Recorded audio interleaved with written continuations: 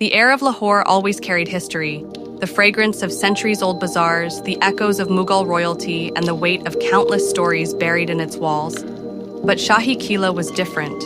It wasn't just a fort, it was a living entity.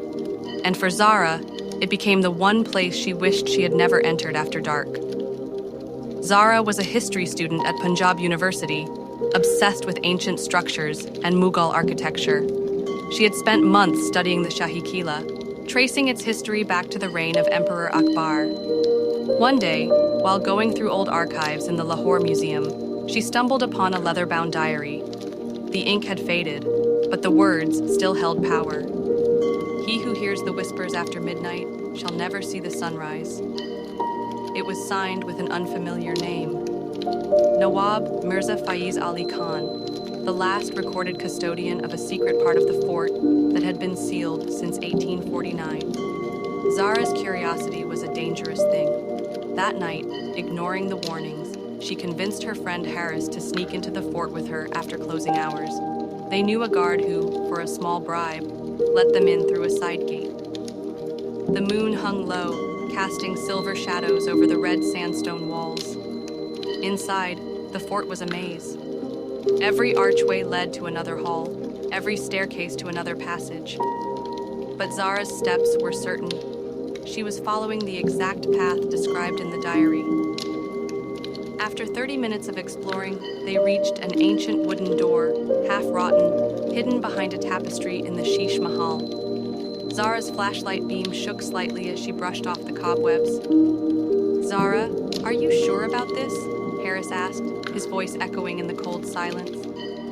"This is history," she whispered.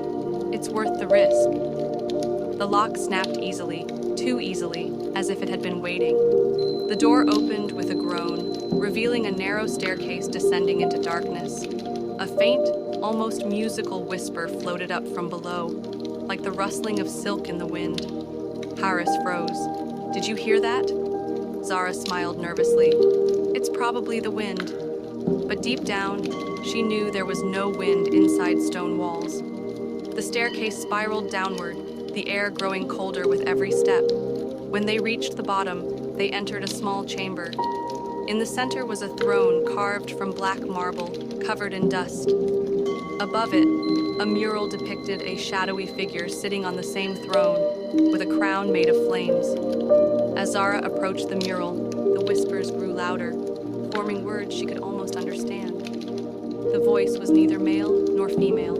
It was something ancient. "Sit and be remembered forever."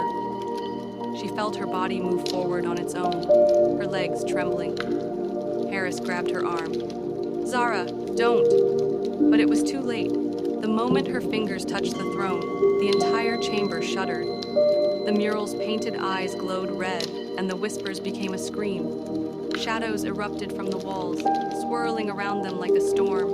One shadow broke free and took form, tall, cloaked, with no face, only two burning eyes. Its presence pressed against their chests, making it hard to breathe. "You should not have come here," it said, its voice like 1,000 whispers in unison. "This place was sealed to protect you, not to protect me." Harris tried to pull Zara back toward the stairs, but the shadows blocked the exit. The figure moved closer, its shadowed hand reaching for Zara's face. She felt a cold so deep it burned. "Who are you?" she forced out, her voice shaking. "I am what remains when kings fall and promises are broken. I am the keeper of their sins." The floor beneath them cracked open, revealing a pit of swirling darkness. Harris screamed as something pulled at his legs. Zara grabbed his hands, but the pull was too strong. With one final, desperate effort, she yanked him free. But when she looked back at the throne, the figure was gone. The whispers stopped. The room was still. They ran up the staircase, stumbling through the corridors until they burst out into the courtyard. The night air felt different, heavy, watching. When they reached the side gate, the guard they had bribed was nowhere to be found. Instead, leaning against the wall was the same leather-bound diary Zara had found earlier, now open to a new page.